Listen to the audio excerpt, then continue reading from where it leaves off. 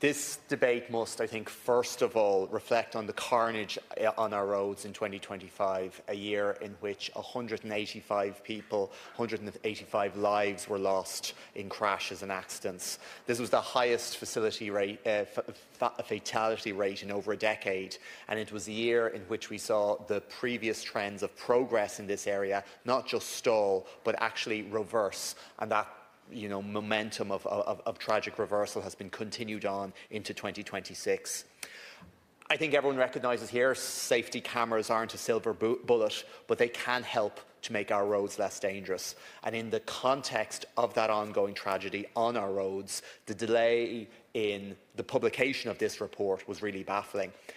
We know that the draft report was submitted to you in May of last year, Minister. That's a year ago now, and that year has been a very dark one for road safety in our country. And I know this is something that I've raised in this chamber and in the committee on a number of occasions. Instead of the emergency rollout of technology that we know works, we saw a year of bilateral meetings, we saw review, but Minister, while you were reviewing this document, our roads were becoming increasingly lethal. That Vision Zero goal, Ireland's commitment to eliminating road deaths by 2050, it becomes less and less like a target and more like a mirage when the primary tool for enforcement is stuck in a departmental inbox for a full calendar year. Now that the strategy has been published, I believe it falls short in a number of key areas. The most glaring issue is that there are no timelines in terms of the implementation of this strategy. In particular, it's clear that this strategy, if it's to actually work, requires significant legislative changes to deliver on its key elements, and yet there is no commitment to a clear legislative timeline to do that. And I'm not clear why the government would publish a strategy of such significance without tagging on a clear timeline with it, given the extent to which it's already been delayed and given the urgency which I think everybody speaking in this chamber this evening is going to treat this particular matter. A strategy is just the beginning, and there needs to be a clear commitment to deliver on it, and without timelines attached to it, it's really hard to see where that commitment becomes apparent.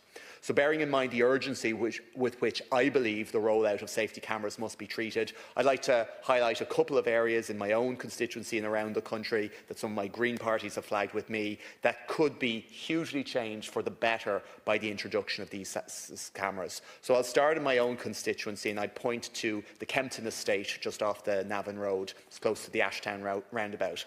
And here, residents seeking to exit their estate onto the Navan Road, or indeed pedestrians trying to cross over the road to get to a bus stop to get access to the Phoenix Park, they are put at risk by cars who are speeding, but in particular cars running a red light at that particular junction. This location would be perfect for red light cameras. And I read through this report, and the report gives us a brief history of red light cameras, a pilot that was done in 2015, but there's no clarity on how residents in Kempton, or indeed in hundreds of other areas that would benefit from this technology will actually see an improvement in this situation because of the publication of this report. And let's not forget, in January of this year, the National Transport Authority confirmed that, pending a decision on the strategy that has just been published, it will not proceed with developing camera enforcement at a small number of isolated locations, including proposed sites in Dublin. So the delay of the publication of this report was the reason the NTA were delaying on rolling out enforcement cameras around the country, including in Dublin. Now the strategy has been published. What's happening next? Minister, are you going to, I suppose, indicate to the NTA that you're backing red light cameras? Not just that you're verbally backing them, but they'll actually be coming through with funding as well. When are residents in Kempton and in those hundreds of other places around the country that could benefit from them, when are they actually going to see a tangible result from the publication of this report that has been delayed for so long?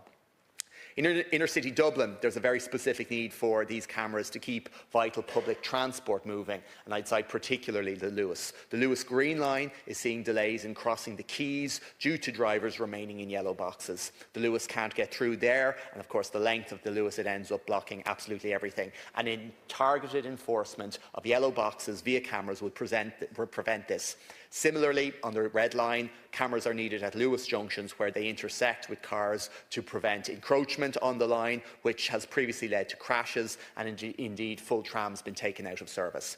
At Doyle's Corner in Dublin 7, for example, one of the busiest intersections in the city for bus and car traffic, there are issues again with red light jumping, putting pedestrians at risk and delaying bus routes. Similarly, at the bus gates on the quays, we've seen repeated instances of cars intermingling with buses and slowing down public transport. This is mirrored on other bus lanes, such as the southbound lane from Broome Bridge. Moving to your own home county, Minister, in Galway, in Eyre Square, the high volume of pedestrians there make it particularly dangerous when a car runs a red light. Cameras are needed here to keep pedestrians safe. The Newcastle Road and N6 intersection is also noteworthy. The junction here gets high volumes of cars travelling in both directions. But Galway also has planned bus gates to be rolled out as part of Bus Connects whenever that's fully funded, and they will need camera enforcement to ensure that those bus gates are obeyed and the issues that we're seeing in Dublin that I've already cited aren't followed through. The City Council has not yet said how these will be enforced, but the view of my colleague Niall Murphy is that there should be cameras to ensure smooth movement of public transport through the bus gates. Ceann, these are just a couple of examples of areas where cameras could make a real difference, both in making public transport more efficient, but in particular in increasing road safety for all users. And the government needs to offer that clarity on timelines and actions here, because it's important to note in an EU context we're real outliers in this way. As of today, we have just 9 static cameras and just 5 average speed camera zones in operation across the entire road network. 9 static cameras. Compare that to France, they have over 4,000, or the UK, where these types of cameras have been part of the fabric of roads policing for decades.